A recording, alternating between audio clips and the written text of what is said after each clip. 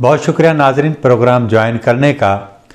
17 जनवरी को स्पीकर कौमी असम्बली ने 35 पीटीआई के अरकान के इस्तीफ़े मंजूर कर लिए थे और वो उसी शाम को इलेक्शन कमीशन ने डी नोटिफाई कर दिए। ठीक 3 दिन बाद स्पीकर कौमी असम्बली ने मज़ीद 35 अरकान के इस्तीफ़े मंजूर कर लिए हैं। ये इस्तीफ़े जो मंजूर हुए हैं वो बड़े ड्रामाई अंदाज में हुए हैं। जुमे के रोज़ यानी 20 जनवरी को कौमी असम्बली का इजलास शेड्यूल था, लेकिन 19 जनवरी जुमेरात को स्पीकर कौमी असम्बली ने उस वक्त कौमी असम्बली का इजलास 1 हफ्ते तक के लिए मौखर कर दिया, जब ये खबर आई कि पीटीआई दोबारा कौमी असम्बली में वापस जाने का फ़ैसला कर चुकी है।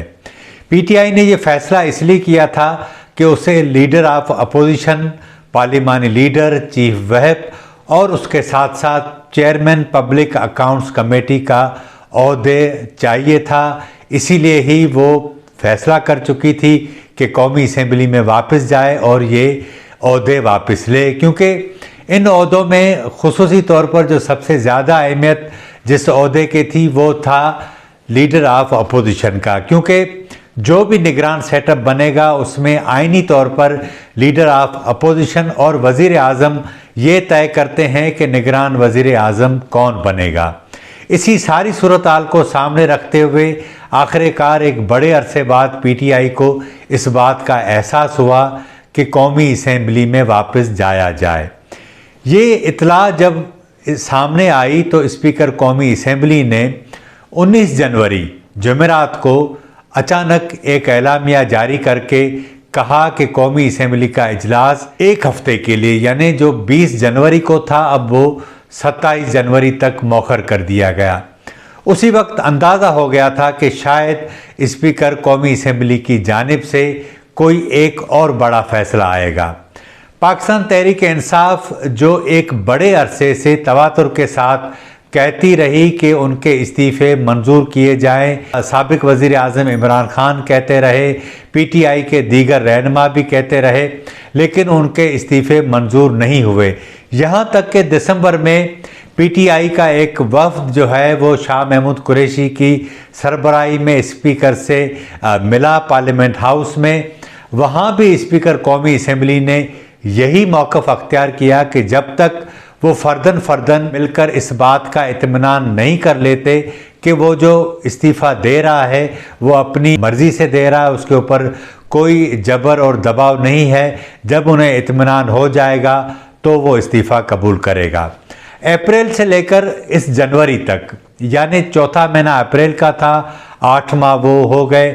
इसमें सिर्फ एक हम देखते हैं कि 11 अरकान के इस्तीफ़े मंजूर किए गए थे, जिसमें दोबारा उनके ऊपर ज़िमनी इलेक्शन हुआ जिसमें इमरान खान 7 नशस्तों पर कामयाब हुए। उसके बावजूद स्पीकर कौमी असम्बली ने ये सारा सिलसिला रोक दिया था। लेकिन जब एतमाद का वोट पंजाब असम्बली से परवेज़ इलाही ने लिया, दूसरे रोज़ जब असम्बली पंजाब की तहलील कर दी गई तो उसके बाद ये वो सरप्राइज़ था जो वफाकी हुकूमत को दिया गया था और वफाकी हुकूमत ने उसके बदले में 17 जनवरी को एक सरप्राइज़ दिया और अब 20 जनवरी को सरप्राइज़ दिया है। यानी इन 3 दिनों में 70 अरकान असम्बली के इस्तीफ़े मंजूर कर लिए गए हैं।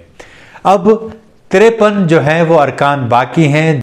इसमें 2 केसेस जो हैं वो सब जुडिस हैं, जिसमें एक मोहम्मद मियाँ सुमरो का है, दूसरा अब्दुल शकूर शाद का है। बाकी 53 अरकान हैं। ज़रा ये दावा करते हैं कि आने वाले हफ्ते में स्पीकर की जानिब से मज़ीद 35 इस्तीफ़े मंजूर करने का प्लान किया जा रहा है। ये इसलिए किया जा रहा है कि 70 वो अरकान हैं और 35 अगर और हो जाते हैं तो ये तादाद बन जाएगी 105। 53 में से अगर हम 35 निकाल देते हैं तो ये तादाद बनती है बाकी 18। इस वक्त कौमी असम्बली के अंदर 20 अरकान हैं पीटीआई के जो मुनर्रफ हैं और वो अपोजिशन की बेंचेस पर बैठे हैं। पीटीआई के टिकट पर ही राजा रियाज कामयाब हुए थे, उन्हें लीडर ऑफ अपोजिशन का ओहदा दिया गया है। जो सच्ची बात तो ये है कि ये ओहदा भी जो है वो हुकूमत का है, इसलिए हुकूमत का है कि राजा रियाज हुकूमत की पॉलिसियों पर कम बोलते हैं, इमरान खान के ख़िलाफ़ ज़्यादा बोलते हैं। तो ये ओहदा जो है बुनियादी तौर पर इस ओहदे की इस वक्त तो बड़ी बेइज्जती हो रही है। पीटीआई को एक बड़े अरसे बाद इस बात का ख्याल आया कि वो कौमी असम्बली के अंदर जाए और ये ओहदा वापस ले, लेकिन अब बहुत देर हो चुकी है। अब वफाकी हुकूमत तहरीक इंसाफ को कोई भी ऐसा मौका देने के लिए तैयार नहीं कि वो कौमी असम्बली में वापस आए। कौमी असम्बली में अगर मज़ीद 35 अरकान के इस्तीफ़े मंजूर कर लिए जाते हैं तो कौमी असम्बली में लीडर ऑफ अपोजिशन का ओहदा जो है वो तहरीक इंसाफ को नहीं मिलेगा। तो उसके नतीजे में जो सूरत हाल है वो मज़ीद पीटीआई के लिए ख़राब होती जाएगी। अब ये जो 70 नशस्तें जिनके इस्तीफ़े मंजूर हो चुके हैं, 35 के मंजूरी के अभी इम्कानात हैं, तो 105 कौमी असम्बली की नशस्तों पर दोबारा ज़िमनी इंतखाब होंगे।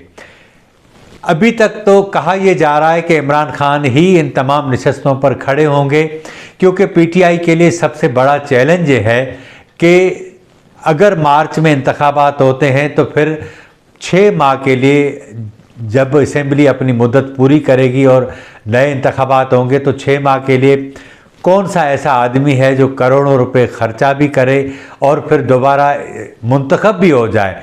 लेकिन उसे इस बात की भी गारंटी नहीं कि अगर तहरीक इंसाफ के टिकट के ऊपर वो कामयाब हो जाए तो क्या वो हल्फ उठा सकेगा, क्या वो अपने नाम के साथ एमएनए लगा सकेगा, और अगर वो नहीं जाता और इस्तीफ़ा दे भी देता है तो क्या साबिक एमएनए का भी टैग उसके नाम के साथ लगेगा। अभी तक उसके सामने ये सवाल जो है उसका जवाब सिर्फ ये है कि नहीं। तो ये 100 से ज़ायद नशस्तों पर जो इंतखाबात होंगे उसमें हुकूमत ये ज़रूर कोशिश कर रही कि 40-50 नशस्तें ले जाए ताकि जो इस वक्त इत्तेहादियों की मोहताजी है वो उससे भी निकल जाए और इस तरह की कोई स्ट्रॉन्ग गवर्नमेंट बन जाए जिसके नतीजे में वो बेहतर तरीके से कोई कानून साजी कर सके। आसाब की जंग जो है वो शिद्दत अख्तियार कर चुकी है। इमरान खान के पास जो पत्ते थे वो आहिस्ता आहिस्ता शो तो होते जा रहे हैं, लेकिन उनकी वक़्त कोई नहीं। आने वाले दिनों में हम देखेंगे कि मज़ीद इस्तीफ़े आएंगे और कुछ नए सरप्राइज़ भी आ सकते हैं। वक्त पर आम इंतखाबात के हवाले से ताहाल कुछ भी नहीं कहा जा सकता, क्योंकि मियाँ नवाज शरीफ भी इस बात पर वाज़े अपनी बात कर चुके हैं कि इंतखाबात वक्त पर होंगे, और यही सबब है कि मुस्लिम लीग नून ने भी अपना बयानिया तब्दील करने का फ़ैसला कर लिया है। कल लंदन में जब मियाँ नवाज शरीफ ने मीडिया से गुफ्तगू की तो वाज़े तौर पर उन्होंने इस मुल्क की बर्बादी का सबब जनरल बाजवा और जनरल फैज़ हमीद को करार दिया। पाकिस्तान में पहली बार ऐसा हुआ है कि अपोजिशन की तमाम जमातों और हुकूमत में मौजूद जो जमातें हैं उन सब का निशाना जनरल बाजवा है, और वाज़े तौर पर इस मुल्क की बर्बादी में उसका सबसे बड़ा किरदार था। आप जो बोएंगे वही जो है वो काटेंगे।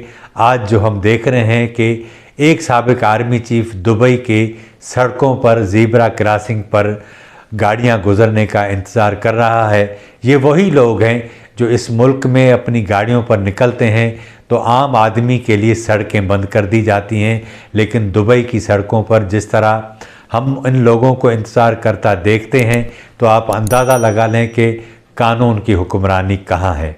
आज के प्रोग्राम में इतना ही। हमारे चैनल को सब्सक्राइब करें, लाइक करें, शेयर करें और अपनी राय का इज़हार करें। मुझे इजाज़त दीजिए। अल्लाह हाफ़िज़।